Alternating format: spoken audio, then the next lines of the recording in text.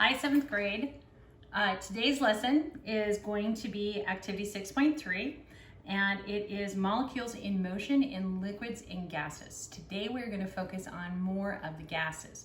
Now, we've been talking about thermal energy and how it applies to molecular movement. So the more thermal energy a molecule has, the faster it's moving. We're going to do a very simple experiment that you can do at home if you like. And so what I did was I have two beakers here. These are the two we're going to use for this part. And I filled one with warm water and one with cold water. And I've let them sit for a while so that there's not a lot of sloshing around inside the containers. And I'm going to drop 2 drops of food coloring into the beakers to see what happens. So first off, let's pause, think about it. You've probably seen this, but what do you think is going to happen? Okay, so first thing we're going to do is, because this is our science experiment, we want to be accurate.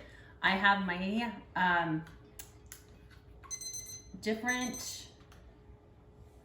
so I have my 2 beakers and I want to know what the temperature is in both of them so I can keep that data. Okay, so in the warm one, we're going with Celsius.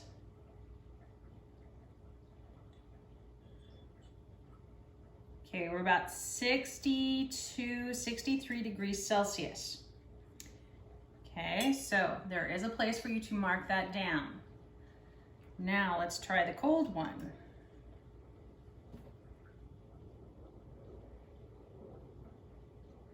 Oh, it's going down a lot. Okay, the cold one is 22 degrees Celsius. Okay, so let's see what happens. So I'm going to get these out as still as possible so I don't have any movement in the water. Okay, so we're going to start with the hot one. Okay, you might have to find this on that form. We're going to put in, actually, yeah, okay, 2 drops. 1, 2, 3. Okay, and then in the cold, 1, 2, 3. All right, so I'm gonna get the camera and bring it over so you can really see it. Okay, check that out. Now, both of them are 900 milliliters. Both of them are water right out of my tap. They're both in the same kind of container, and they both have the same amount of dye. So the only variable that we're using is the temperature.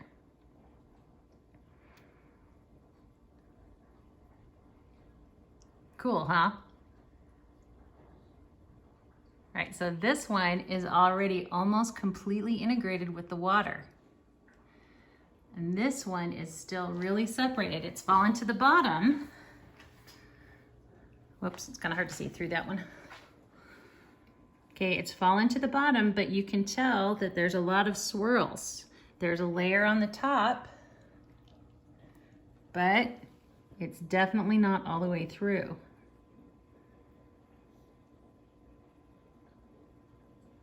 Kind of cool, huh? All right, for the next part, I have 2 similar beakers. They're not, I only had 2 of the big ones, so I have 2 medium ones. And we're gonna take temperatures on these. These should be about the same. Okay, and we're gonna change one other variable in our experiment. So this is 21. This one is 20.5. So essentially the same.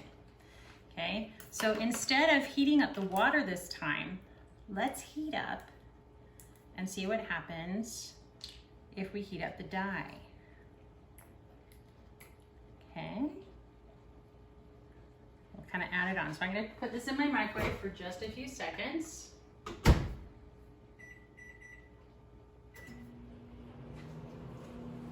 And I'm going to get, sorry to go behind you here. So I've got a pipette.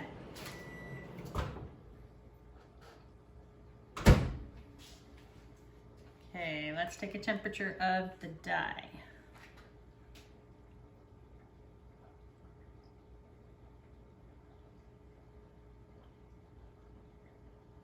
Okay, our dye is at 68 degrees Celsius.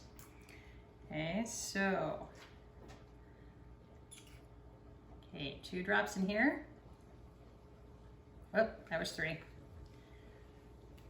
And then 1, 2, 3.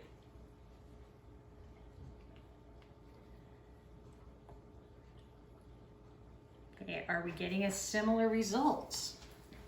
Or is it completely different?